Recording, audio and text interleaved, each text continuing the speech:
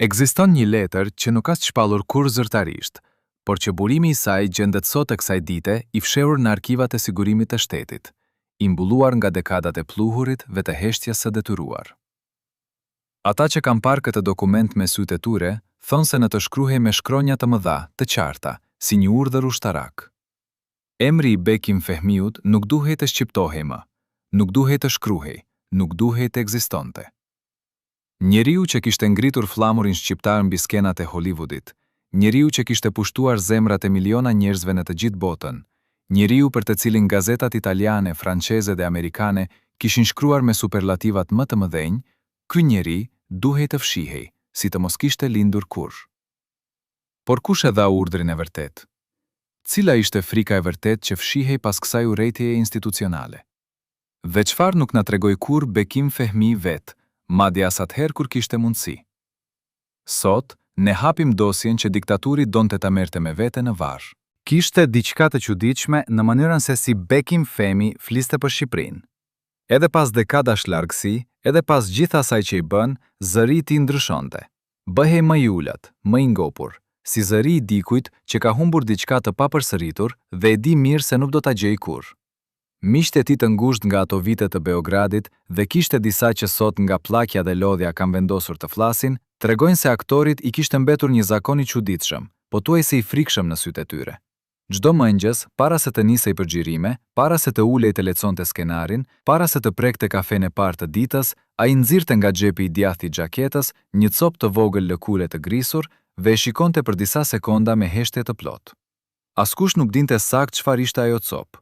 Dikush mendonte se ishte një amuleto nga fëmijëria e tij në Prizren. Dikush tjetër thoshte se ishte një kujtim nga nëna e tij. Por bashkëshortja e tij e parë, Branka Petrić, karfujer me zëtullët diçka që ngel pezull si pyetje pa përgjigje. Atë mëngjes të fundit të vitit 1973, ditën kur jeta e tij do të kthehej përmbys nga një vendim i papritur i regjimit, copa e lëkurës nuk ishte aty. Xhepet ishin bosh. Dhe Bekim sipas saj i kishte parë duart e veta si të mos i njihte, pastaj kishte heshtur për gjithë ditën me atë heshtje që tregon jo qetësi, por një ankth të thellë të pashpreshëm. A ishte kjo vetëm rastësi? A ishte thjesht harres njerëzore, ose ishte shenja që ai vet në ndërgjegjen e tij e kuptonte se diçka e madhe po shembej? Bekim Fehmiu lindi në vitin 1936 në Sarajev, qytetin e lashtë ku gurët e rrugëve kishin mësuar shqipe, turqishte dhe shumë gjuhë të tjera.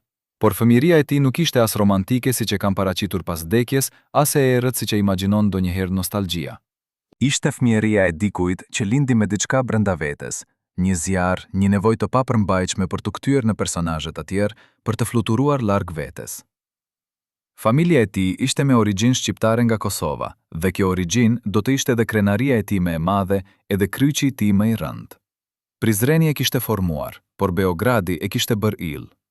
Kur erdhi në Beograd si i ri me syze të holla dhe me ambicie të mëdha, qyteti atë kohë ishte një kryeqytet evropian në zjerje. Xhazi tingëllonte nëpër kafene, aktrimi ishte liri e re, filmat jugoslav po fitonin çmime në festivalin e Kanës. Bekim Fehmi hyri në Akademinë e Arteve Dramatike dhe nga dita e parë profesorët e tij kuptuan se kishin përpara vetes jo thjesht një student të talentuar, por një dukuri. Kishte atë aftësi të rrallë, ai që ka parë aktrimin e tij e kupton, për të qëndruar plotësisht i pallëvishëm dhe prapse prap të tërhiqte shikimin e gjithë sallës drejt vetes. Nuk bërtiste, nuk teponte, nuk luante. Ai thjesht ishte. Dhe kjo qenie e tij ishte aq e fuqishme sa që çdo partnere skenike, çdo regjisor, çdo kameraman e ndjente menjëherë. Por larg skenës, Bekim ishte ndryshe. Ishte më i heshtur, më kompleks, me shtresa brenda shtresash, që pak njerëz arritën t'i kuptonin.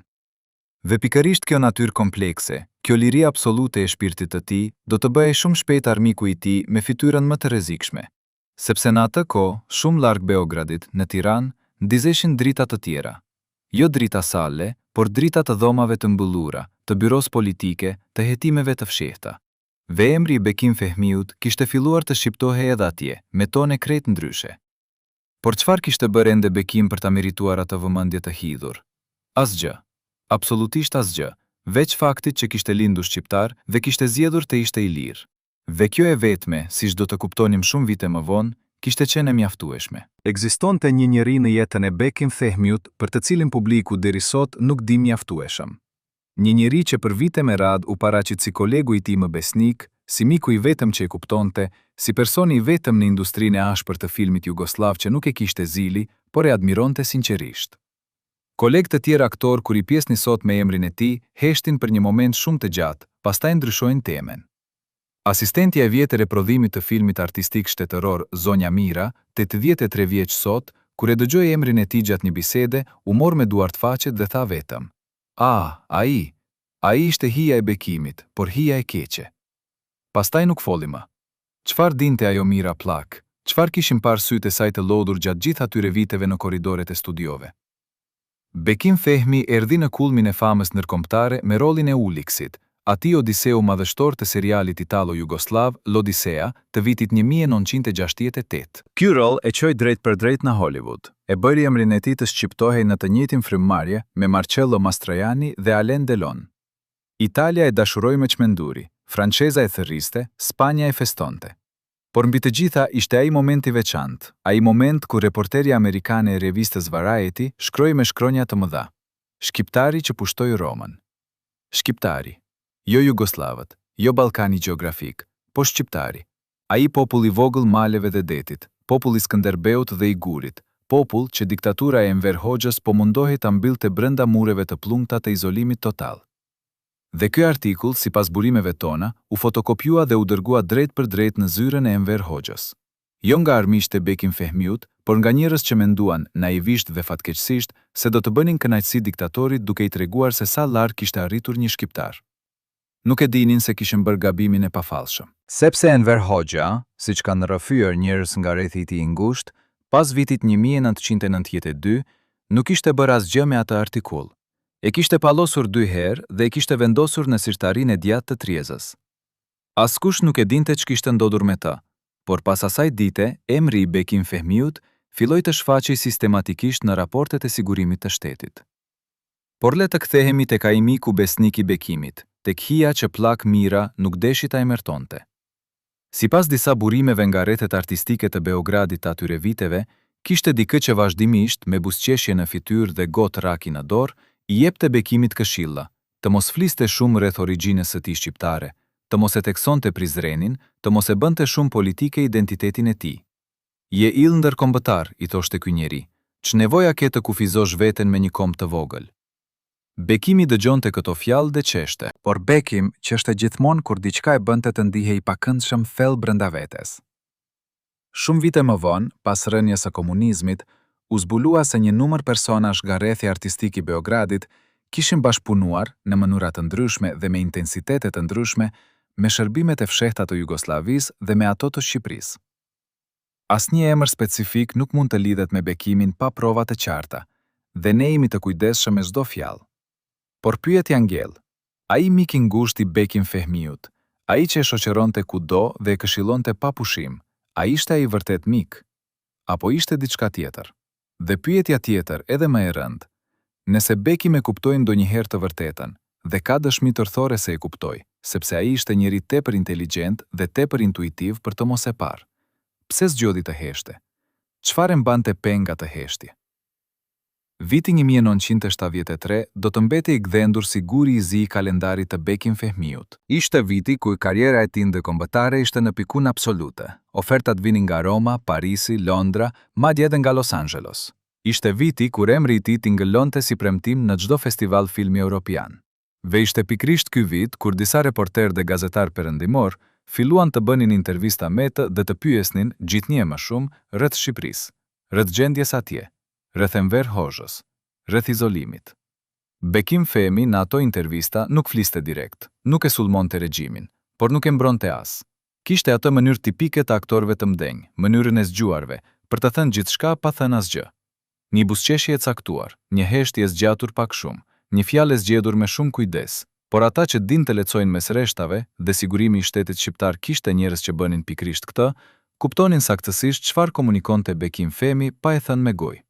Por kishte diçka tjetër, diçka që nuk u rrit kurrë plotësisht në sipërfaqe gjatë jetës së tij, veç që pas vdekjes së tij disa persona u munduan ta varrosnin përfundimisht. Kishte shëndetin e tij, kishte atë të fshehtën e madhe fizike të Bekim Fehmiut, atë që njerëzit e afërt e dinin dhe mbanin me gojën e mbyllur me çellës. Gjatë viteve të fundit të dekadës 1970, aktorët dhe regjizorët me të cilët punoi Bekim vunë re diçka shqetësuese. Ai lodhej shumë shpejt. Ai, njëherë gjithmonë ai i fort, ai atletik, ai me energjinë e pashpjegueshme të skenës, filloi të lodhej pas xhirimeve të gjata me një lodhje jo normale, jo thjesht fizike. Disa thanë se fytyra e tij kishte marrë një ngjyrë të caktuar, të pashëndetshme, ndërhetimet e kabinetit, por gjithë kjo mbahej sekret absolutisht. Produksionet vazhdonin, kamerat vazhdonin. Bekim vazhdonte të qeshte dhe të gjishronte skenarin dhe të ishte ili i pakundërshtueshëm i çdo seti. Sepse kishte njerëz që nuk donin të dinin të vërtetën. Kishte njerëz, dhe këtu hymë në terren tepër delikat, të cilët e dinin saktësisht se çfarë po ndodhte me shëndetin e Bekim Fehmiut, por kishin interes ekonomik dhe profesional që xhirimet të mos ndaloheshin, që kontratat të mos prisheshin, që emri i madh të vazhdonte të tërhiqte fondet dhe vëmendjen. Ai buzëqeshte para kamerave, ndërkohë prapa dyerve të mbyllura, disa njerëz bënin llogaritë e tyre me gjakftotësi të frikshme. Por nuk ishte kjo frika e vetme që mbante Bekim Fehmi peng. Kishte diçka edhe më të rëndë. Kishte nënën e tij. Kishte familjen e tij të mbetur në Jugosllavi dhe në Kosovë. Kishte frikën, atë frikë njerëzore dhe prindrore dhe familjare që nuk ka zgjidhje të lehtë, se çdo gjë që ai thoshte, çdo lëvizje e vogël, çdo intervistë, çdo rol i caktuar politik mund të kthehej si pasojë ndaj njerëzve që ai donte. Dhe ato dekadë të hershme, ku shëndet dhe famë dhe dashuri dhe frikë dhe vetmi bashkjetonin brenda atij trupi të vetëm. Ato vite ishin edhe vitet kur Bekim Fehmi filloi të bënte atë gjë të çuditshme, pothuajse rituale, që do ta shoqëronte deri në fund. Ai filloi të vizitonte disa persona të caktuar jashtë botës së artit, jashtë miqve dhe kolegëve, jashtë gjithçkaje publike. Persona që sipas dëshmive indirekte të atyre që e shoqëronin ndonjëherë, nuk ishin as mjek, as avokat. Kush ishin ata? Çfarë i thoshin? Dhe a kishte lidhja i rituali çuditshëm me vendimin e madh, shkatërrues, të pakthyeshëm që Bekim Fehmi do të merrte pak vite më vonë? Vendim që do të shëmtonte jo vetëm karrierën e tij, por do të ndryshonte përgjithmonë marrëdhënien e tij me atë komb të cilin e dashuroi me gjithë shpirt deri në frymën e fundit. Ekzistonte një takim që askush nuk e priste dhe pak njerëz e kuptuan plotësisht kur ndodhi. Ishte një pasdite e vonë e vjeshtës, atu nga mesi i dekadës 1970, kur Beograd kishte filluar tashmë të mbullohej nga ai mjegull karakteristik që e bën qytetin të duket si vendosur mes dy botëve, njëra e dukshme dhe njëra e fshehur. Bekim Fehmi sapo kishte mbaruar provën e fundit të ditës në teatrin kombëtar dhe ishte duke u kthyer drejt garderobës kur ruajtuesi i hyrjes, i vjetri Milovan, një burr i dal pensioni që kishte parë gjysmë shekulli me sytë e tij të grisur, e thirri me zë të ulët dhe i tha se e priste dikush në dhomën e pritjes. Jo një gazetar, jo një regjizor, jo një fan si zakonshëm. Milovan i kishte vënë Bekimit kartavizitën e personit. Dhe Bekim, sipas rrëfimit të Milovanit të mbledhur nga gazetar jugoslav në fillim të viteve 1990, e kishte shikuar atë kartavizit, e kishte lexuar 2 herë dhe pastaj kishte vendosur në xhep, pa asnjë shprehje, pa asnjë reagim, me atë fytyrë të aktorit profesionist që di të fshehë gjithçka. Por duart i kishin dridhur, jo shumë, por Milovani kishte parë, sepse Milovani shikonte gjithçka. Ai vizitues kishte ardhur pa paralajmërim, pa emër të njohur, me akreditive diplomatike të caktuara nga një vend të cilin shumica e kolegëve të Bekimit nuk do ta lidhnin kurrë me ta. Dhe vizita kishte zgjatur jo 5 minuta, jo 10, por gati 3 çere ore. Kur duart e domës së pritjes u hapën, Bekim Fehmi kishte dalë i pari duke ecur drejt e shpejt, sikur donte të linte pas vetes atë hapësirë sa më shpejt ishte e mundur. Asistenti i tij i atyre viteve, Dragomir Nikolić, e kishte pyetur nëse donte ta shoqëronin. Bekimi kishte thënë vetëm nevojë për ajër dhe kishte dalë jashtë, vetëm në atë pasdite të ftohtë të Beogradit dhe kishte qëndruar rreth gjysmë ore ullur mbi shkallët e pasme të teatrit me kokën ullur midis duarve. Çfarë kishte ndodhur brenda asaj dome? Çfarë i kishin thënë atij njeriu me kartvizitën e fshehtë? Dhe pse pas asaj nate, Bekim Fehmi ndryshoi të paktën 3 takime të rëndësishme profesionale dhe nuk u shfaq për 4 ditë të plota, duke lënë të gjithë të shqetësuar dhe duke mos dhënë asnjë shpjegim. Ata që e njohin Bekim Fehmin gjatë atyre viteve, flasin sot me zë të kujdesshëm, si njerëz që flasin për diçka të shenjtë dhe të rrezikshme njëkohësisht.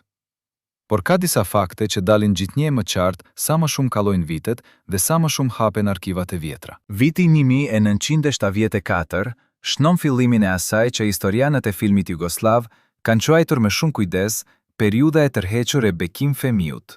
Deri atëherë ai kishte qenë i papërmbajtshëm, xhirime, premiera, intervista, udhëtime, funksione, dasma dhe festa të botës artistike europiane. Pas asaj periudhe, papritur, një lloj ngadalësimi, një lloj rezervimi i ri, i pazakonshëm për natyrën e tij. Por ky ngadalësim nuk ishte ai i njerëzve të lodhur, ishte ai i njerëzve që mendonin shumë, që peshuan gjithçka, që shihnin rreziqe kudo, edhe atje ku dikur shihnin mundësi. Dhe ndodhte pikërisht në kohën ku Shqipëria e Enver Hoxhës kishte arritur kulmin e izolimit total, ku çdo kontakt me botën e jashtme trajtohej si armiqësi, dhe kur emri i Bekim Femiut kishte filluar të bëhej jo thjesht i padëshiruar, por aktivisht i rrezikshëm për çdo shqiptar që thoshte me gojë. Sipas burimeve tona, rreth asaj periudhe, ishte pikërisht ai vizituesi misterishëm që i kishte treguar Bekimit diçka specifike rreth asaj që ndodhte me familjen e tij, jo me familjen jugoslave, jo me brankën apo kolegët, por me rrënjët, me ata të Kosovës, me njerëzit e lidhur me emrin e tij dhe me origjinën e tij shqiptare. Dhe këtu hyjmë në territorin e asaj që kur nuk u tha publikisht, por që shfaqet si hije e madhe mbi gjithë vendimarrjen e mëvonshme të Bekim Fehmiut. Diktaturat nuk punojnë vetëm me burgosje dhe me gjyqje publike. Diktaturat punojnë edhe me frikë, me mesazhe të dërguara përmes njerëzve të tjerë, me të vërteta gjysmake të thëna në dhoma të errta, me pyetjen e tmerrshme. Po familja jote, ç'do të ndodh me ta nëse ti vazhdon kështu? Dhe nëse ky ka qenë mesazhi i atij takimi të vjeshtës, nëse dikush, kudo dhe me çfarëdo kapele, i kishte kumtuar Bekimit se liria e tij artistike kishte çmim, dhe se ai çmim mund ta paguanin njerëz të tjerë, atëherë gjithçka e mëvonshme bëhet e kuptueshme me dhimbje ndryshe. A mundet që Bekim Fehmi të ketë qenë jo vetëm viktimë e regjimit, por njëherësh edhe peng i tij, jo me zinxhir të dukshëm, por me fije dashurie dhe frike të padukshme? Por nuk ishte vetëm frika politike ajo që formonte jetën e Bekim Fehmiut larg skenave të ndricuara. Kishte edhe diçka tjetër, diçka që nuk ka lidhje me diktatura dhe me arkiva sekrete, por me atë çfarë ndodh brenda çdo njeriu ku slava arrin kulmin e saj dhe kur njëkohësisht vetmia arrin thellësinë e saj. Kishte një Bekim tjetër, fare ndryshe nga ai i posterave dhe intervaleve të filmave dhe intervistave të mëdha, dhe ai Bekim i dytë njihej vetëm nga shumë pak sy. Ekzistonte sipas dëshmive tërthore të disa miqve të ngushtë të Beogradit, një apartament i vogël në periferi të qytetit. Jo ai apartamenti i famshëm qendror ku zhvilloheshin mbrëmjet letrare dhe ku vinin kolegë të njohur, por një tjetër, i qetë dhe i fshetë, ku Bekim shkonte kur nuk donte të ishte yll. Fqinjet e asaj rruge, sipas një historian i filmi serb që i kishte intervistuar vite më vonë, e përshkruanin si njeriun e thjesht me pallton e grisur, njeriu që blinte bukë nga dyqani i cepës, njeriu që ulej nganjëherë në shkallët e ndërtesës dhe dëgjonte muzikë nga një radio e vjetër. Njeriu që sipas fqinjes 87 vjeçe jella, her pas here rrinte deri vonë duke shkruar diçka me dorë në fletë të bardha, dhe her pas here i dite ato fletë në tavën metalike të dritares. Që shkruante Bekim Fehmi në ato fletë të bardha? Cili ishte ai tekst që dëshironte ta dëgjonin flakët dhe jo syt njerëzor? Historianët e filmit balkanik do ta konfirmonin sot, nëse do t'i pyesnit, se ky lloj ikje e dëfisht është karakteristike shumë artistëve të mëdhenj të shekullit të 20, artistë të cilët jetonin publike dhe private si dy persona paralele. Por te Bekim Fehmi, kjo dyshimëri kishte diçka specifike, diçka shqiptare si nëndeshmëri. Ai kishte brenda vetes atë ndarje laike të mallsorit të vjetër, gjërat e brendshme janë të shenjta dhe nuk ndahen me askënd, kurse gjërat e jashtme mund t'i kesh sa të duash. Ai ndante me botën yllin, talentin, fytyrën e bukur, zërin e thellë, kthimin e kokës para kamerave, por atë fijen e hollë që e lidhte me tokën, me gjuhën, me identitetin, atë e mbante brenda si prindi që mban frymën e fundit të fëmijës së vdekur. Ata pak njerëz që hynin ndonjëherë në atë apartament periferik, tregojnë se muret nuk ishin poster filmash, nuk ishin çmime ose foto me personalitete. Kishte vetëm një hartë të vjetër, të vizatuar me dorë, si ato hartat e vjetra osmane, e cila tregonte territorin e Shqipërisë etnike. Dhe poshtë asaj harte, sipas rrëfimit të njërit prej atyre miqve të rrallë, Bekim kishte fiksuar me gozhd drurit të vogël një foto të cëngjirosur sa gjysmë dore, e cila tregonte një shtëpi guri me obor të ngushtë. Askush nuk e dinte se kush jetonte në atë shtëpi, kush e kishte bërë atë foto, dhe nga kishte ardhur. Por çdo herë që dikush e pyeste rreth asaj fotografie, Bekim ndryshonte temën me shumë mjeshtëri aktori, me aq lehtësi dhe aq natyrë, sa shpyetësi nuk e kuptonte se kish marrë përgjigje, por jo atë që kishte menduar se do të merrte. Ngjarjet e vitit 1975 dhe 1976 ndërtuan shpejt mbi njëra tjetrën si valët e detit Adriatik, njëra vinte, tjetra e mbullonte, dhe totali i tyre ishte një stuhi që nuk I jepte njeriut kohë të merrte frymë. Karriera ndërkombëtare e Bekimit vazhdonte. Filmat vinin. Roli I Ulixit vazhdonte të gjeneronte ftesa dhe çmime dhe admirim europian. Por njëkohësisht, larg syve të publikut, ndoste çfarë burimet tona e përshkruajnë si rrethimi ngadalt. Artikujt shqiptar, ato pak revista dhe gazeta që dilnin në censurën absolute të regjimit, heshnin tërësisht mbi Bekim Femin, sikur ai person nuk ekzistonte në strukturën e realitetit. Jo fjalë kritike, jo sulme, jo polemika. Heshtje.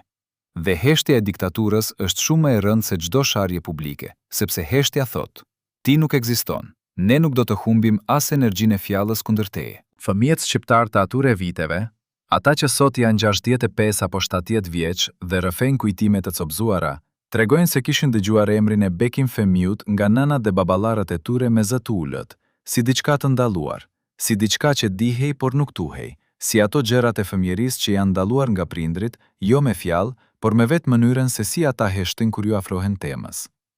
Emri Bekim Femi kishte kaluar kështu nga realiteti publik në atë të fshehtën e zjarftohtë të familjes, I ruajtur dhe I dashur pikërisht sepse ishte I rrezikshëm.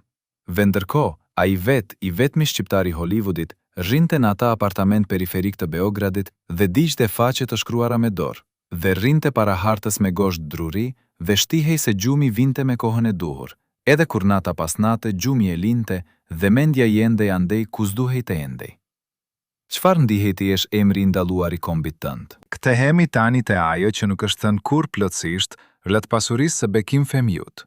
Rreth asaj dimensioni që shpesh neglizhohet kur flasim për artistët e mëdhenj, por që ndriçon me dritë të papritur gjithë pjesët e errëta të historisë.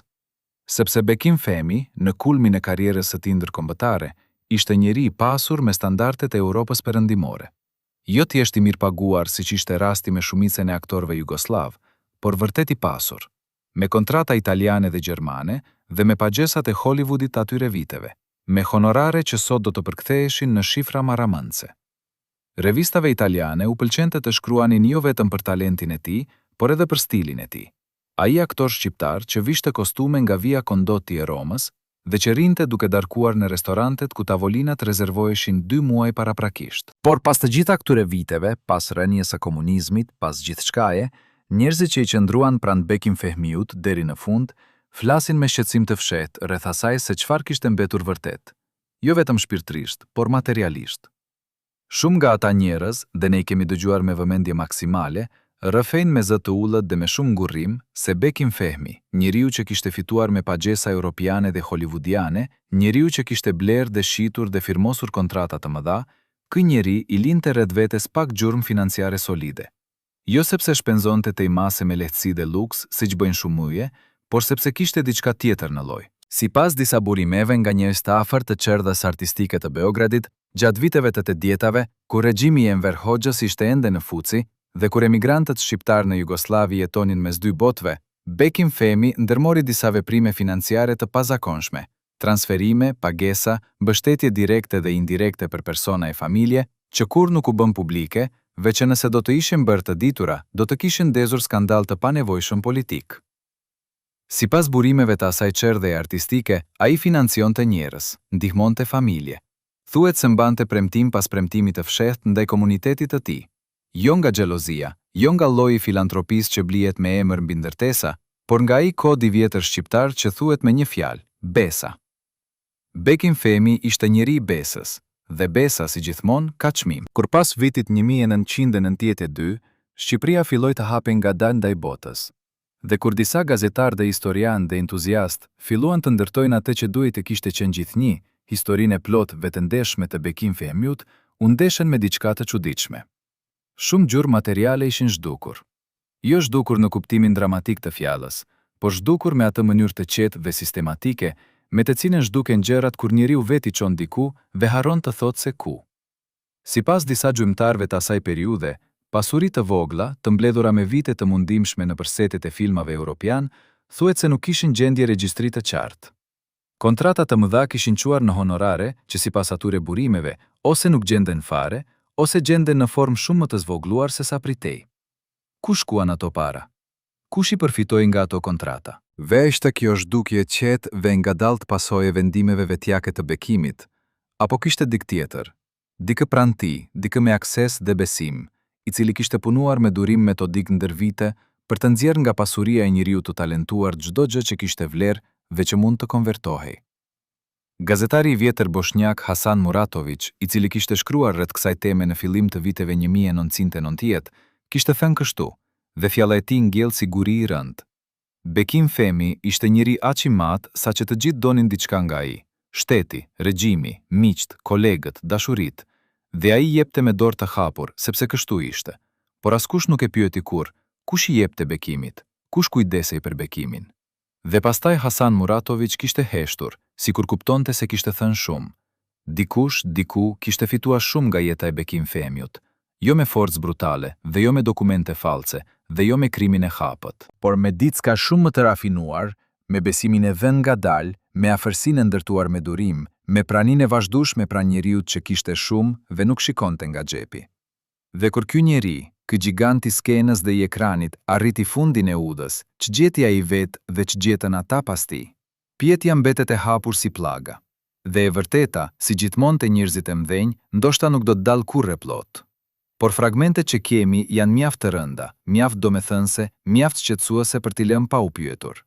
Nëse dikush do t'i kishte qëndruar pranë Bekim Fehmiut jo për të marrë, por vetëm për ta mbrojtur, a do të kishte qenë historia ndryshe? Për herë të parë pas 25 vitesh heshtjeje, gruaja që gjithë Beogradi artistike cuante, fantazma e korridoreve, vendosi të flasë. Emrin e saj, Vesna Gjorgjević, asistente e vjetër e prodhimit në televizionin e Beogradit gjatë viteve 1970 dhe 1980. E dinin pak njerëz, sepse kjo ishte pikërisht fuqia e saj, ekzistenca e padukshme, prania e qetë, syri që regjistronte gjithçka pa asnjëherë lëshuar tingull. Ajo kishte qëndruar heshtur në Afrika, nga dëshira për të jetuar jetën e vet pa ndërhyrje, nga ai instinkt i shëndetshëm i njerëzve që kanë parë shumë dhe dinë se të follurit ka çmim. Por kur sëmundja e pllakjes filloi t'i trokiste nëpër kocka dhe kur kuptoi se dëshmia e saj mund të zhytet me të në errësirë, Vesna zgjodhi të flasë.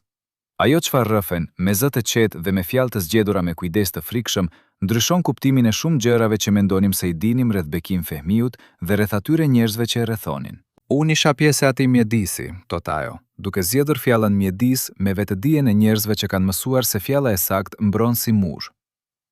Dija çfarë ndodhte, sepse unë gjithmonë isha aty kur mendoj se nuk ishte askush. Njerëzit flasin lirshëm pra njerëzve si unë, asistentja, gruaja me dosjet, njeriu që sjell kafen, na shohin, por nuk na regjistrojnë. Pastaj bën një pauzë të gjatë, veshton diçka që i ngrin gjakun. Bekim e dinte se kishte sy të tjerë mbi të. Jo vetëm sytë e regjimit, edhe sy shumë më pranë, shumë më miqësor në pamje. Cili ishte ai sy i afërt? Cilën fytyrë miqësore fshishte Vesna Gjorgjević pas fjalës mjedis? Dhe pse zgjodhi të flas pikërisht tani, pas kaq vitesh heshtjeje? Arkivi nuk gënjen kurrë kur i di lecuar. Kjo është e vërteta e thjeshtë, pothuajse banale, që historianët e kanë thënë shekuj me radhë, por që merr kuptim tjetër, shumë tjetër, kur arkivi që citohet nuk është ai i bibliotekave dhe universiteteve, por ai i shërbimeve sekrete të një shteti totalitar. Dhe pikërisht ky arkiv, ai i sigurimit të shtetit shqiptar, i hapur vetëm pjesërisht pas vitit 1992 dhe që vazhdon ende sot me shumë boshullqe dhe shumë faqe të zeza të palecueshme, përmban diçka që kërkuesit kanë vënë re vetëm kohët e fundit. Jo një dosje me emrin Fehmiu Bekim, jo raportet e zakonshme të survejimit, por diçka shumë më të rafinuar dhe shumë më të frikshme, zbrastin sistematike. Dosjet e periudhave 1965 deri 1973 janë relativisht të plota për shumicën e figurave të monitoruara nga regjimi. Ka raporte, ka emra, ka datë dhe orë dhe adresa. Por sa herë që emri Bekim Fehmiut do të duhej të shfaqej, sipas logjikës dokumentare të asaj periude, sipas intensitetit të aktivitetit të tij ndërkombëtar, sipas faktit se ishte shqiptar i famshëm jashtë kufive, ka boshllok. Ka faqe që fillojnë dhe mbyllen pa vazhdim. Ka numra dosjesh që referohen, por që nuk gjenden dot fizikisht. Ka, me fjalë të thjeshta, gjurmë të fshirjes.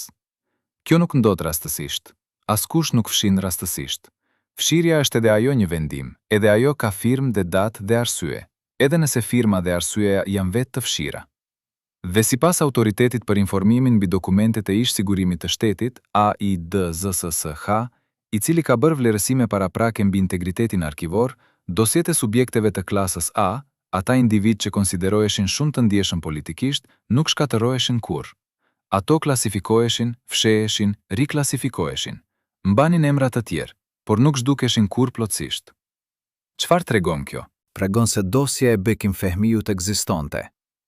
Tregon se ajo ishte klasifikuar si e ndjeshme, dhe tregon se dikush, në një moment të caktuar, kishte vendosur që ajo dosje nuk duhej të ishte e gjendshme me emrin e vërtet të pronarit të saj. Dikush e kishte bërë të padukshme me metoda shumë të qëllimshme. Sipas historianëve të arkivave, urdhërat e fshirjes rrallëherë vinin nga në punës të mesëm, pothuajse gjithmonë ton ata, firma ishte nga Maja. Tani, që të kuptojmë plotësisht çfarë po ndodhte, duhet të kthehemi te ajo makinë e madhe e frikës që quhej Sigurimi i Shtetit Shqiptar, dhe duhet të kuptojmë se si funksiononte kjo makinë ndaj subjekteve që ndodeshin jashtë kufive. Sepse sigurimi nuk punonte vetëm brenda Shqipërisë, kishte deg, kishte agent, kishte informator, kishte kontakte të ndryshme në shtetet socialiste dhe madje edhe jashtë tyre. Jugoslavia ishte rast specifik. Ishte shtet i fëtsinj, kompleks, me komunitetin e madh shqiptar të Kosovës, me tradita diplomatike të ndryshme nga ato të Tiranës. Por edhe atje, edhe në Beograd, sigurimi shqiptar kishte sy dhe vesh. Nuk duhet kuptuar kjo si teori konspirative e egër. Ky është fakt historik i dokumentuar, i konfirmuar nga historian serioz dhe nga materiale arkivore të hapura. Çdo shtet komunist i kohës kishte rrjetet e tij të informacionit jashtë kufive, dhe shqiptarëve jashtë kufive, sigurimi u kushtonte vëmendje të veçantë, sidomos atyre që ishin të famshëm, të dukshëm, të respektuar. Sepse çdo njeri i tillë ishte edhe burim potencial informimi dhe edhe rrezik potencial propagande kundër regjimit. Dhe Bekim Fehmi ishte ili i atyre dy kategorive njëkohësisht, ili i rrezikut dhe ili i mundësisë. Për Enver Hoxhën dhe rrethin e tij, Bekim Fehmi paraqiste atë lloj dileme të hidhur që e torturën diktatorët. Njëra anë, kishte dëshirën të mburreshin me atë sukses, të thoshin ja, edhe ne prodhojmë gjeni. Ana tjetër, kishte frikën absolute se ai gjeni jetonte i lirë dhe fliste lirshëm dhe nuk i nashtroje asnjërit dhe nuk mund të kontrollojë. Dhe diktatorit, dilema e tillë ka vetëm një zgjidhje: eliminim. Jo eliminim fizik. Kjo do të kishte zhurmë të madhe ndërkombëtare dhe do të kishte pasoja diplomatike. Por eliminim simbolik, eliminim nga memoria kolektive. Ky ishte urdhri real. Jo vriteni, por fshijeni, bëjeni sikur të mos ketë ekzistuar kurrë. A e kuptoi Bekim Fehmi në ato vite kur jetonte dhe punonte larg se po ndodhte pikërisht kjo? Vesna Gjorgjević, ajo gruaja me zërin e qetë dhe me sytë e lodhur nga vitet, flet tani rreth asaj çfarë pa vet, jo çfarë dëgjoi nga të tjerët. Dhe ky dallim mes pash dhe dëgjova është pikërisht ai që i jep vlerë dëshmisë së saj. Ajo ishte aty, fizikisht, në ato korridore, ato ditë. Ve çfarë pa, e mban gjatë si diçka të rëndë para se ta lëshoj. Kishte një burr, thot ajo ngadalë, i cili vinte shpesh në studiot tona. Jo si aktor, jo si regjizor. Vinte gjithmonë me arsye të vogla, teknike, çështje kontratash, çështje të drejta transmetimi, gjëra administritavi. Por gjithmonë gjendej atu kur Bekim ishte atu, gjithmonë. Kjo nuk ishte rastësi, por unë e kuptova shumë vonë. Pastaj Vesna ndallon, merr ujë, shikon dritaren. Ky burr fliste shqip, jo shqipen e Kosovës si Bekim, po shqipen e standardizuar të regjimit, atë shqipen e librave të Tiranës. Dhe pastaj shton, me atë zë të qetë që bëhet edhe më i qetë kur thot gjërat e rënda, dikur e pash duke i fotografuar dokumentet e Bekimit mbi trezën e prodhimit. Me kamerë të vogël, shumë shpejt, duke u shtirë se po shikonte diçka tjetër. Unë u ktheva dhe dolla, nuk folla me askënd për 15 vjet. Ky burr me shqipen e standardizuar dhe me kamerën e fshehtë. Kush ishte ai? Çfarë coja i me vete nga ato fotografi? Dhe a kishte Bekim Fehmi ndonjëherë, asnjëherë, dyshimin se ky njeri ekzistonte në jetën e tij? Por ngjarja e vërtet, ajo kulmike, ajo që ndan kohën para nga koha pas në historinë e Bekim Fehmiut, nuk ishte fotografia e vjedhur mbi tavolinë dhe nuk ishte dosja me emrin e fshirë. Ishte diçka shumë më personale dhe shumë më shkatërruese. Ishte momenti kur ai, me vetdije dhe me dhimbje, u përball me të vërtetën mbi njeriun që e kishte quajtur mik të ngushtë. Atë njeriun me zërin gjithmonë të butë, me sytë gjithmonë të shqetësuar për mirëqenien e Bekimit, me duar gjithmonë gati t'i zgjidhte problemet. Atë njeriun të cilin historianët e filmit e quajnë me kujdes personi X i rrethit të ngushtë dhe të cilin Vesna Gjorgjević e quan me ftohtësi të qëllimshme ai me shqipen e Tiranës. Ishte fundi i vitit 1982, vit ku shëndeti i Enver Hoxhës tashmë ishte kompromis serioz dhe kur edhe regjimin ndjente atë dridhje të lehtë të strukturave që siç kanë mësuar historianët tregon fundin e afërt. Bekim Fehmi, tashmë 46 vjeç, ishte duke negociuar për një film të ri europian, bashkëprodhim midis Jugosllavisë dhe Austrisë, projekt ambicioz, i fundit i llojit të madh i atij niveli. Dokumentet e atij projekti sipas burimeve tona ju dorëzuan personit të besuar, atij mik të vjetër, për t'i shqyrtuar ligjërisht.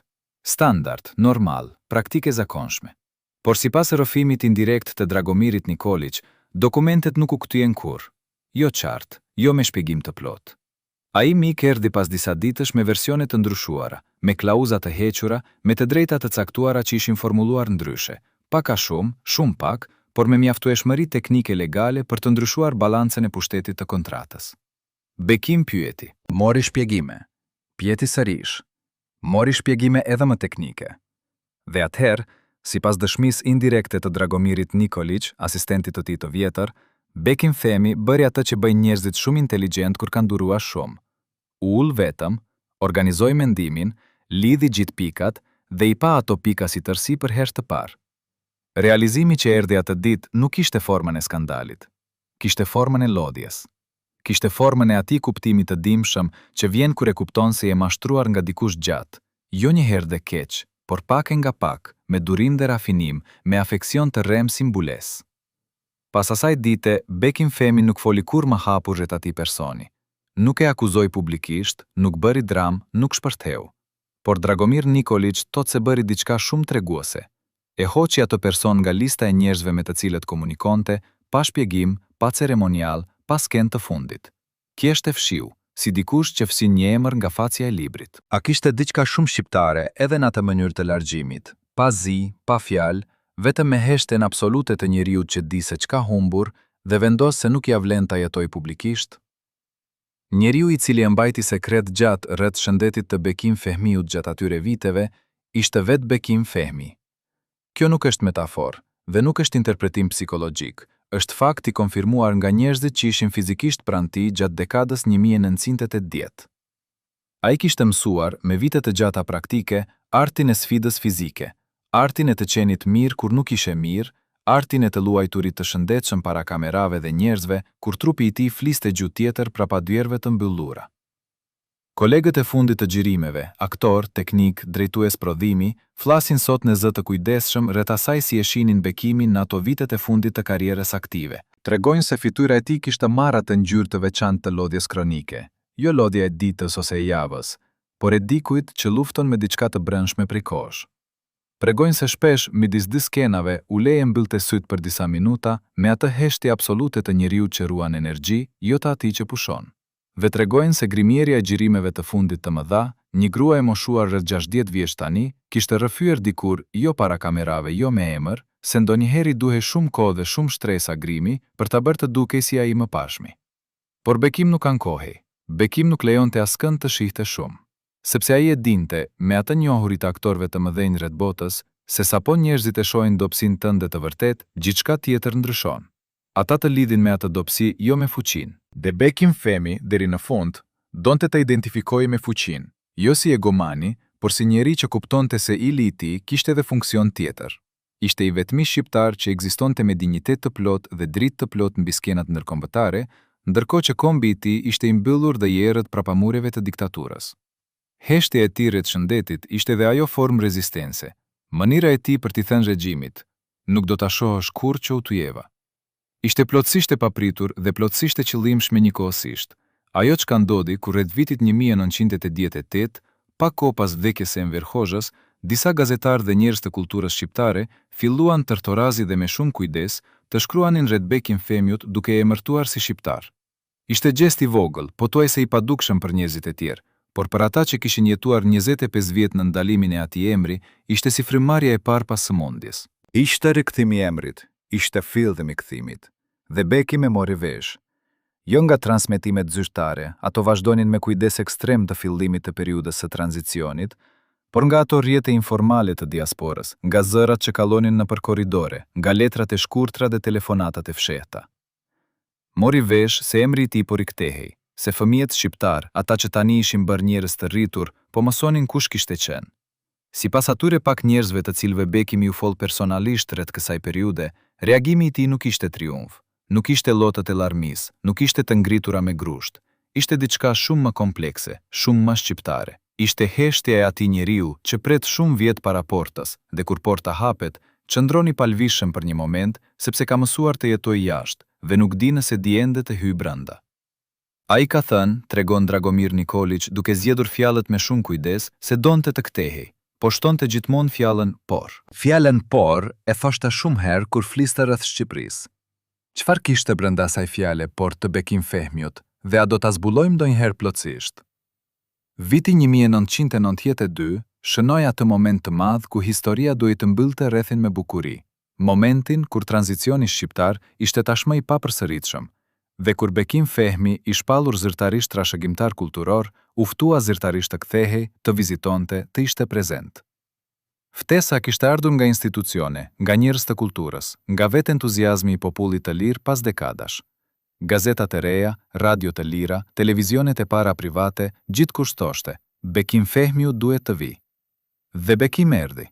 Ai bëri atë udhtim, atë kthim, që në historinë e kulturës shqiptare do të mbetet si një nga momentet më të ngarkuara emocionalisht. Erdhi në Tiranë, si i huaj i njohur nga të gjithë, si babai i ardhur pas shumë vitesh, si njeriu i cili kishte ekzistuar si legjend dhe tani, papritur, ekzistonte si trup, dhe hap dhe zë dhe do shtrëngjim.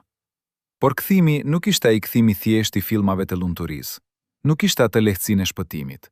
Kishte shumë shtresa mbi shtresa të atij emocioni kompleks që njerëzit e mërgjimit e njohin mirë.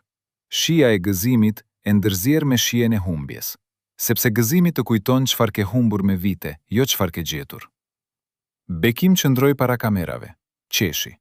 Foli shqip me atë shqipen e tij të Kosovës, pak arkaike, pak nga vjet, pak e mbajtur si qell qiçmuar që nuk i ka dhënë ajrit shumë. Foli rreth artit, rreth kulturës, rreth asaj çfarë donte të jepte për vendin e tij. Por ata që ishin atu, ata që e shihnin nga afër, jo kameramanët dhe jo gazetarët, tregojnë se kishte momente kur Bekim dalonte, shikonte diku jashtë kornizës, dhe syvet e tij u mbusheshin me atë lloj lagështie që nuk vjen nga lotët, por nga thellësia, nga vendi ku mblidhen gjithë ato vite. Por në atë kthim të bukur dhe në ato buzëqeshje dhe në ato fjalë të ngrohta, kishte diçka tjetër. Kishte realitetin e ashpër të njeriu të moshës pas 20 vjetësh, realitetin se Shqipëria që kishte lënë dhe Shqipëria ku kishte kthyer ishin dy vende të ndryshme, me njerëz të ndryshëm, me logjik të ndryshme, me pllagë të ndryshme.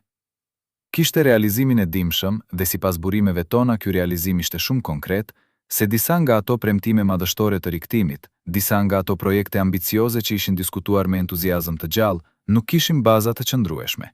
Fondet nuk ishin ato që ishin thënë, infrastrukturat nuk ekzistonin. Njerëzit me autoritet mbi projektet ndryshonin si era. Shteti i ri demokratik kishte entuziazëm, por nuk kishte akoma strukturat e nevojshme për të mbajtur premtimet e mëdha. Dhe Bekim, njeri i moshës 56, njeri me shëndet jo në kulmin e tij, po ndeshej me fytyrën reale të tranzicionit, jo me atë të posterave. Kthimi nuk ishte dështimi i tij, ishte dështimi i shpresës që kthimi do të ishte i lehtë. A mund të kishim bërë ndryshe si shoqëri? A jemi borxh diçka Bekim Fehmiut që nuk e kemi shlyer kur? 5 persona e dinin të vërtetën e plot, jo 6, jo 10, pikrisht 5. Mjeku personal i Bekim Fehmiut nga vitet 1980, regjizoria e fundit me të cilën kishte punuar, asistenti i vjetër Dragomir Nikolić, bashkëshortja e dytë dhe ai personi, ai me shqipen e Tiranës të cilin Vesna Gjorgjević e kishte parë duke fotografuar dokumentet. Këta 5 dinin jo vetëm rreth shëndetit real të Bekim Fehmiut, jo vetëm rreth atyre viteve të vështira pas kthimit në Shqipëri, por dinin edhe diçka tjetër, diçka shumë më specifike dhe shumë më shqetësuese. Dinin se një numër i konsiderueshëm vendimesh të rëndësishme në jetën profesionale të Bekimit, kontrata të caktuara, heqje dorë nga projekte të caktuara, rekomandime të caktuara, kishin ardhur jo nga dëshira e vetë Bekimit, por nga shtytje të jashtme, nga presione të fshehta, nga ato gishtrin të padukshëm që shtypin mbi shpinën e njerëzve të mdenj pa lënë gjurmë mbi lëkurë. Dragomir Nikolić, sot tashmë njeri i pleqërisë së thellë dhe me kujtesë që skicon ngjyra me saktësi të madhe, ka treguar disa herë, me njerëz të ndryshëm në kontekste të ndryshme, se ekzistonte mes atij grupi të ngushtë një lloj marrëveshjeje të heshtur, pothuajse instinktive, të mos flitej. Jo nga keqdashja, thot ai, por nga ajo logjika e njerëzve të ngushtë rreth figurave publike, logjika sipas të cilës mbrojtja e ilit do të thotë fshehtësinë e tij. Por fshehtësia, siç e dim shumë mirë tani, nuk mbron. Fshehtësia thjesht I jep kohë atyre që duan të dëmtojnë, që ta bëjnë dëmin pa zhurmë. Sepse brenda atij grupi prej pesësh, sipas burimeve të asaj periudhe, kishte njerin, pikërisht atë njerin, I cili nuk e mbante informacionin nga dashuria. Ai e mbante nga llogaritja, e mbante si kapital, si diçka që mund të shitej apo të shkëmbehej në momentin e duhur, me çmimin e duhur, me partnerin e duhur. A mund të mendoni ndonjëherë për artistin apo njeriun e madh të cilin e keni dashuruar dhe të pyesni veten, sa nga ajo çka I quani mbrojtja e tyre ishte vërtet mbrojtje dhe sa ishte zinjir me duar miqësore? Letra ekzistonte. Kjo nuk është legjendë artistike, nuk është histori e ndërtuar me vite nga nostalgjia. Kjo është fakt I konfirmuar nga 2 persona të pavarur, të cilët e kanë parë atë dokument me sytë e tyre, në periudha të ndryshme dhe pa lidhur kontakt mes tyre. Ishte letër e shkruar me dorë, me stilolaps të zi, në letër hotelerie. Sipas njërit prej tyre, letra hotelerie mbante vullën e një hoteli të Vjenës, dhe kjo datë, kjo vullë, e vendosin atë dokument saktësisht rreth vitit 1996, kur Bekim Femi kishte udhëtuar për takime profesionale në Austri.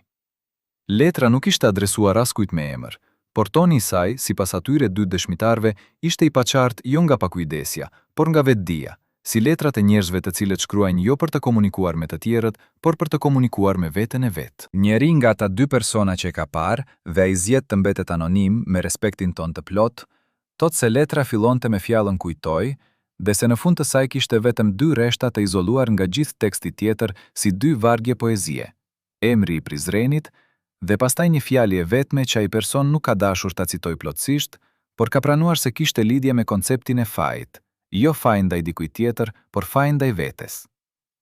Çfarë kishte bërë Bekim Femi që ndihej fajtor? Çfarë kishte lënë pas, çfarë kishte humbur, çfarë kishte zgjedhur që e torturonte ende pas gjithë atyre viteve? Dhe ku shkoi ajo letër, sepse njeriu I dytë që kishte parë, thotë se kishte parë vetëm një herë, dhe kur e kërkoi pas disa ditësh nuk ishte më.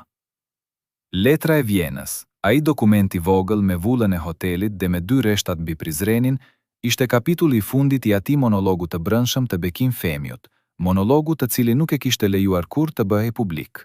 Dikush e mori. Dikush e zhduku. Dikush vendosi se nuk duhej gjendur. Dhe atij dikujt, cili do qoftë, I ka mbetur ende brenda atij vendimi pesha e asaj fjale. Faj.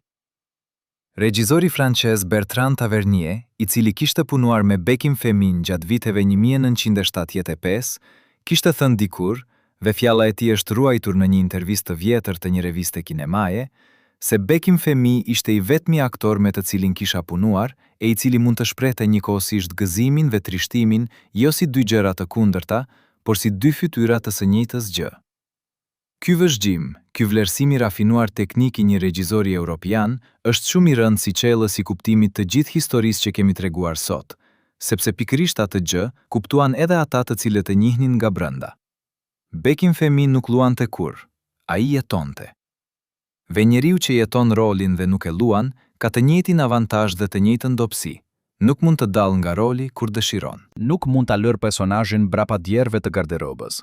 Ai e mbart atë me vete, edhe jashtë kamerave, edhe pas premierës, edhe kur ha vetëm, dhe kur fle, dhe kur zgjohet me errësirë të natës së mesit të jetës. Kjo jetim jetese artit të tij, kjo pastërti absolute e identifikimit me personazhin, kishte ndërtuar një Bekim Fehmiu që jetoi disa jetë njëkohësisht dhe nuk kurseu asnjë. Da gjithçka për çdo rol, da gjithçka për çdo dashuri, da gjithçka për çdo miqësi, da gjithçka për kombin e tij, edhe kur ai komb nuk mund ta pranonte, edhe kur porta ishte mbyllur, edhe kur emri I tij ishte ndaluar të tuhej. Dhe tani, ne, ju dhe unë, bashk, qëndrojmë para asaj figure dhe pyesim. Sa e madhe duhet të jetë dashuria e dikujt për kombin e tij, kur ai komb nuk ja kthen të njëjtën gjë gjatë gjithë jetës aktive? Sa e madhe duhet të jetë burrëria shpirtërore e njeriut I cili vazhdon të jetë shqiptar me krenari, jo me fjalë të mëdha, por me qenien e tij të vetme, edhe kur diktatura e ka fshirë në memoria, edhe kur miqtë e kanë tradhtuar, edhe kur pasuria ka ikur, edhe kur trupi po jep shenja. Njeriu me shqepen e Tiranës, ai personi të cilin Vesna Gjorgjević e kishte parë duke fotografuar dokumentet mbi Triez, ai personi të cilin historianët e quajnë me kujdes personi X i rrjetit të ngushtë, nuk u zhduk kur Bekim e fshiu nga lista e njerëzve të besuar. Njerëzit e tillë nuk zhduken kurrë menjëherë. Ata mblidhen, rregullojnë, ripozicionojnë. Gjejnë rrugën e tyre drejt fillit tjetër të rrjetit. Sipas burimeve tona. Dhe këtu gjendemi te informata tepër delikate, të cilat i trajtojmë me maksimalin e kujdesit, pas vitit 1992, kur regjimi shqiptar ra dhe kur arkivat e sigurimit filluan të hapeshin, ai person bëri diçka karakteristike për njerëzit e pozitës së tij, ndëroi rolin. Nga informator u bë dëshmitar. Nga njeriu që mblidhte informata për regjimin, u zhdërua sipas prezantimit të tij vetjak, në njeriun i cili kishte ndihmuar artistët, i cili kishte qenë mes tyre dhe i kishte kuptuar. Kjo metamorfozë identitare është fenomeni dokumentuar nga historianët e tranzicionit postkomunist. Ai proces me të cilin bashkëpunëtorët e regjimit ripozicionohen si rezistent të brendshëm dhe gjejnë vend të ri në radhën e viktimave. Por kishte disa detaje që nuk mund t'i ndryshonte. Kishte memorien e Vesna Gjorgjevićit, ata sy që patën para të kamerë të vogël mbi dokumentet. Kishte memorien e Dragomirit Nikolić rreth kontratave të ndryshuara. Kishte mungjesën e asaj letre të Vjenës. Kishte gjithë ato gjurmë të vogla, të shpëndara si copza qelçi mbi dyshem, gjurmë që, nëse i mblev me durim, bëjnë figurë. Nëse ai person jeton ende sot dhe nuk kemi asnjë konfirmim të kundërt, nuk e di nëse ndjen se ka paguar çmim. Nëse ndjen se historia i ka mbajtur llogari. Njerëzit e tillë rrallë ndjejnë gjëra të tilla. Kjo është edhe ajo çka i bën të rrezikshëm dhe të pashpjegueshëm për njerëzit e thjeshtë që jetojnë me ndërgjegje. Çfarë mendoni? A ekziston drejtësia e vërtet për njerëz të tillë, apo historia i lë gjithmonë të lirë ata që dinë të ndryshojnë kostume? Kur Bekim Femi u kthye nga Shqipëria pas asaj vizite të vitit 1992 dhe kur filloi periudha e atij pori, të cilin Dragomir Nikolić e kishte cituar me shumë kujdes, qyteti i Beogradit nuk ishte ai qyteti viteve të artit dhe i xhazit dhe i akademisë dramatike, ku kishte ardhur si i ri me syze të holla dhe ambicie të mëdha. Ishte qytet lufte, bloqesh ekonomike, mjerimi dhe dhimbjeje kolektive. Jugoslavia po shpërbëhej me zhurmë të madhe dhe me gjak, dhe aktorët dhe artistët dhe njerëzit e kulturës, ata njerëz të cilët e kishin ndërtuar atë qytetrim të Beogradit gjatë dekadave të prosperitetit, po shihnin gjithçka të shembur rreth tyre me shpejtësi marramendse. Bekim Femi, 56 vjeç, me shëndet të komprometuar dhe me atë por të madh mbi shpinë, ecte nëpër ato rrugë si dikush që njeh çdo gur, por nuk njeh më qytetin. Njeh vendet, por humbet rendin e botës. Kolegët e vjetër ishin ndarë, disa ishin larguar, disa kishin zgjedhur anë të ndryshme, disa ishin heshtur me atë heshtjen e tmerrshme të njerëzve që nuk dinë çfarë të thonë kur gjithçka ka ndryshuar shumë shpejt. Por Bekim nuk u ankua. Kjo ishte diçka që të gjithë ata pak njerëz që e kishin pranë atë periudhë e konfirmojnë me unanimitet. Ai nuk u ankua. Jo me fjalë, jo me gjest. Ankohet dikush që shpresonte me ret vesh dhe të ndryshohet situata. Bekim kishte kaluar çdo pikë ku shpresa e tillë ekzistonte dhe kishte arritur në atë vend të qetë dhe të rënd, ku njeriu thjesht e pranon realitetin me të gjitha shpërsinë e tij dhe vazhdon të jetojë, sepse kaq di dhe kaq mund. Pas vitit 1994, aktiviteti artistik i Bekim Fehmiut ngadalsoi dukshëm. Jo u ndalua, sepse Bekim nuk do ta kishte pranuar ndalimin, nuk do ta kishte toleruar si etiketë mbi veten, por ngadalsoi, u rrallua, u kthye nga produksionet e mëdha ndërkombëtare drejt punës teatrale, drejt asaj forme arti që e njihte si fillim dhe donte si esencë, aktrimin live, lidhjen e drejtpërdrejt me sallën, frymëmarrjen e njëkohshme me audiencën. Teatri e bëri të qetë, si vendthim i urtë. Kishte diçka brenda atij kthimi drejt teatrit, diçka që nuk duhet lehtësuar vetëm si tërheqje apo si humbje energjie, por si akt i vetëdijshëm i njeriut që zgjedh ku do të vdesë artistikisht. Jo fizikisht, por aty ku do të jetë flamuri i fundit i artit të tij ndezur. Sepse teatri, ndryshe nga filmi, ndryshe nga ekrani, teatri nuk ruan. Teatri ndodh dhe pastaj është. Çdo shfaqje është e para dhe e fundit, çdo natë është e plotë dhe e vetëm mjaftueshme. Dhe ky tipar i teatrit, kjo papërsëritshmëri e tij, e bënte atë njëherësh të gjallë dhe të drejtë për drejtë.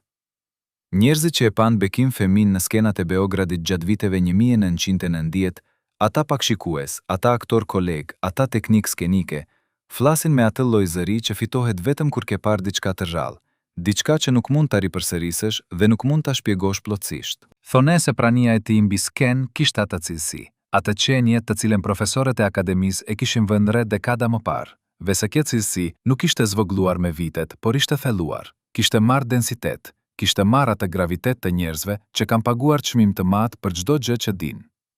Sipas regjizorit të asaj periudhe teatrale, Milorad Vasić, Bekim punonte ndryshe nga aktori i zakonshëm. Nuk diskutonte personazhin, nuk analizonte motivet, nuk bënte pyetjet e shkollës dramatike. Ai thjesht leconte tekstin disa herë, qëndronte i heshtur dhe pastaj shfaqej në skenë si njeriu i cili u ka dhënë gjithë atë kohë heshtjes. Ishte si dikush që kujton, thot Vasić, jo si dikush që mëson.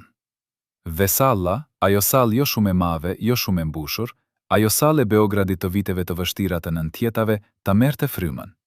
A nuk është edhe kjo formë fitorie?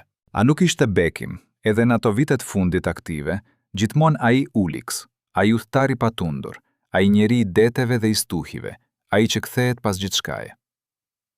Dhe tani jemi te fundi, te ai vend ku të gjitha rrugët e kësaj historie konvergojnë dhe ku çdo pyetje kërkon përgjigjen e fundit, të kujdesshme, të ndershme. Bekim Femi e kaloi fundin e jetës së tij jo me bujë, jo me skandal, jo me ndonjë akt dramatik të fundit.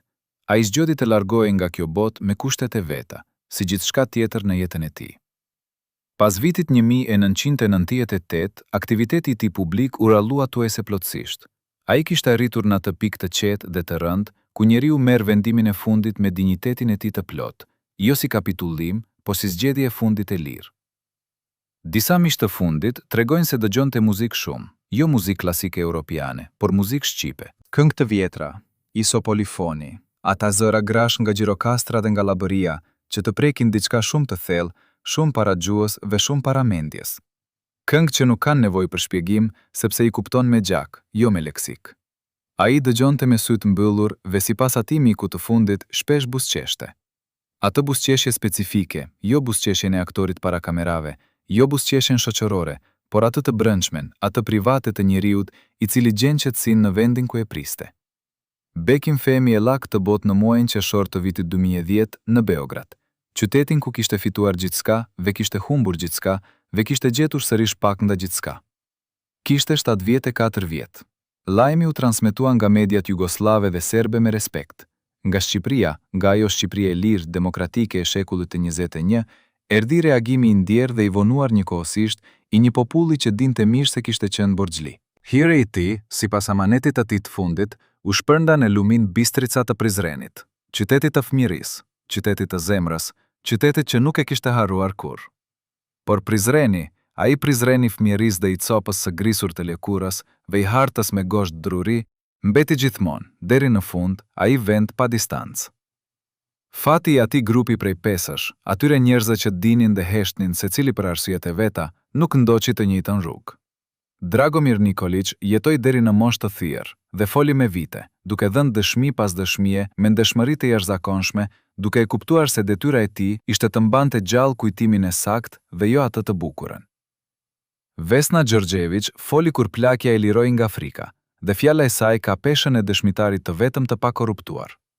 Por ai personi, ai me shqipen e standardizuar të Tiranës, ai me kamerën e fsheth dhe me kontratat të ndryshuara dhe me letrat e zhdukura, ai nuk dha kurrë llogari publike. Nuk u gjykua, nuk u fëmigjua nga historia, nuk u identifikua zyrtarisht nga asnjë tribunal, asnjë arkiv, asnjë hetim formal. Tranzicioni shqiptar dhe ai jugoslav serb, si shumë tranzicione të tjera postkomuniste, u përqendruan te krimi i shumës, te sistemet dhe aparatet, jo te individët e vegjël, ata bashkëpunëtor të rrjeteve artistike, ata njerëz të besuar që punuan si syt mikroskopik i makinerisë. Dhe kjo mungesë e drejtësisë së vogël, e asaj drejtësie konkrete dhe individuale, është ndoshta fundi i dhimbshëm i gjithë kësaj historie. Jo fakti që Enver Hoxha dha urdhrin, jo fakti që regjimi fshiu emrin. Ato ishin krime të sistemit, të katranit total, të makinerisë totalitare. Por fakti që brenda rrjetit personal, mes njerëzve të besuar, ekzistonte dikush që shfrytëzoi nderin e besimit, ky është faji njerëzor, ky faj jo politik, ky faj personal dhe i vogël e i mat njëkohësisht, ky ngel i papaguar. Historia e madhe kompenson nganjëherë. Historia e vogël e brendshme e jo e njerëzve, rrallë. por let mos e mbyllim historinë e Bekim Fehmiut me hijen e tradhtarit. Sepse ky do të ishte gabimi i fundit, dhe ne ja kemi borxh njeriut të mos bëjmë atë gabim. Bekim Fehmi ishte ai shqiptar i vetëm, vërtet i vetmi, pa egzagerim, i vetëm, i cili qëndroi mbi skenat ndërkombëtare me emrin e tij, me identitetin e tij, me shqiptarinë e tij të papërsëritshme, në kohën kur shteti shqiptar ishte i mbyllur si arkivoll dhe kur populli shqiptar nuk ishte asnjë zë të dëgjueshëm në botë. Ai ishte ky zë, ai ishte, pa dashur ta ishte, pa pasur asnjë mandat, pa pasur asnjë udhëzim, ambasadori i vetëm i papretenduar i dinjitetit shqiptar në skenat e Hollywoodit dhe të Romës dhe të Parisit. Dhe ky rol, i papaguar, i pashpallur, i pakomanduar, e kishte shtuar Bekimin me peshë gjatë gjithë jetës. Sepse çdo herë që fliste rreth identitetit të tij, çdo herë që thoshte unë jam shqiptar, para kamerave dhe mikrofonëve europian, ai e dinte se po fliste edhe për ata njerëz të mbyllur prapa mureve të Enver Hoxhës. Ata fëmijë që nuk mund ta thoshin emrin e tij me z, ata prindër që e ruanin si sekret të shenjtë, ata të rinj që do ta mësonin historinë e tij vetëm pas rënies së diktaturës. Ai u fliste atyre, jo me fjalë politike, jo me manifeste, por thjesht duke qenë, duke vazhduar të jetë Bekim Fehmi shqiptar, çdo ditë, çdo film, çdo rol, çdo intervistë. Dhe kjo qenie e tij, kjo vazhdimësi e identitetit mes gjithë presioneve dhe tradhtive, dhe sëmundjeve dhe izolimeve dhe poreve, është ndoshta akti më i madh artistik dhe njerëzor i tij. Shumë më i madh se çdo rol, shumë më i rënd se çdo çmim. Sot kur kalojmë nëpër Tiranë apo nëpër Prizren apo nëpër ndonjë nga qytetet shqiptare, emri i Bekim Fehmiut gjendet mbi rrugë, mbi shkolla, mbi teatro. Gjendet, si gjithë emrat e mdenj, gdhendur mbi gur. Por emrat mbi gur janë edhe ata formë të rrezikshme të harreses, sepse njeriu shikon mbi shkrimin, e lexon dhe kallon, pa u ndallur, pa e kuptuar. Historia jon sot, dosia jon, ishte një tentativë mundimshme dhe jo e plot për t'u ndallur. Për t'i dhënë Bekim Fehmiut, jo vetëm ato fjalë solide mbi gur, por ato fjalë të lëvishme, të ngrohta, të vërteta, fjalët e njërit dhe tjetrit, fjalët e bashkëbisedimit të gjallë. Sepse ai nuk ishte legjend, ai ishte njëri shumë i madh, shumë kompleks, shumë i dashur, dhe shumë i vetmuar, dhe shumë i fortë, dhe shumë i cenueshëm, njëkohësisht si të gjithë njerëzit e mdenj. Dhe si të gjithë njerëzit e mdenj, meriton jo vetëm admirimin ton, meriton kuptimin ton. Dosja sekrete e Bekim Fehmiut. Ajo dosje të cilën Enver Hoxha deshi ta fshihte. Ajo dosje të cilën bashkëpunëtor dhe informator u munduan ta dobësonin nga brenda. Ajo dosje të cilën tranzicioni dhe kaosi i viteve 90 e lanë gjysmë të hapur. Kjo dosje nuk mbyllet kur me plotësinë e dokumentit zyrtar. Mbyllet vetëm kështu, me kujtesën ton, me vendimin ton se do të kujtojmë, me refuzimin ton të harresës si zgjedhje e lehtë. Bekim Fehmi e fitoi luftën me regjimin. Jo sepse regjimi ra, regjime bien gjithmonë, por sepse edhe pas gjithçkaje, emri i tij e mbijeton atë regjim me dekada. Emri i Enver Hoxhës sot është simbol i turpit dhe i errësirës. Emri i Bekim Fehmiut është simbol i dritës dhe i lirisë. Ky inversion i fundit i historisë është drejtësia e vetme e vërtetë që ekziston. Miqtë e mi, tani kemi mbërritur te fundi i këtij rrugtimi të gjatë dhe të rëndë. Rrugtimit nëpër jetën, siç thot fjalla shqipe, të Bekim Fehmiut, atij odiseut të vërtet shqiptar, atij burrit, të cilin regjimi u mundua ta fshihte dhe historia e kthen sërish në dritë çdo herë.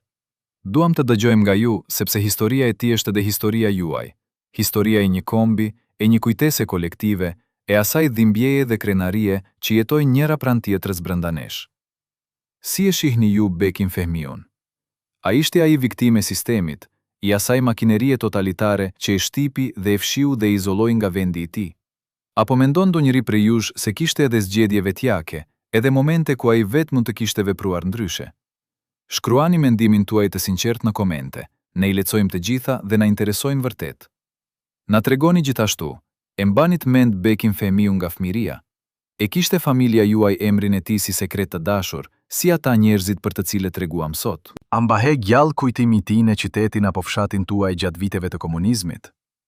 Nëse kjo dosje ju preku, nëse kjo histori tregoi diçka që nuk e dinit, apo ndiste diçka që e kishit harruar, shtypni pëlqimin, sepse me çdo pëlqim ju thoni, e mbaj mend, nuk harroj. Ndiqni kanalin ton, sepse dosje si kjo ka edhe të tjera. Histori të shqiptarëve të mdenj, histori të mbajtura sekret shumë gjatë, histori që meritojnë dritën. Njeriu i madh meriton kujtesën tonë të gjallë, jo vetëm emrin mbi gur. Dhe Bekim Fehmi, ai shqiptari i Hollywoodit, ai Juliks i papërsëritshëm, ai njeri i besës dhe i heshtjes dhe i dritës, e meriton me shpirt të plot.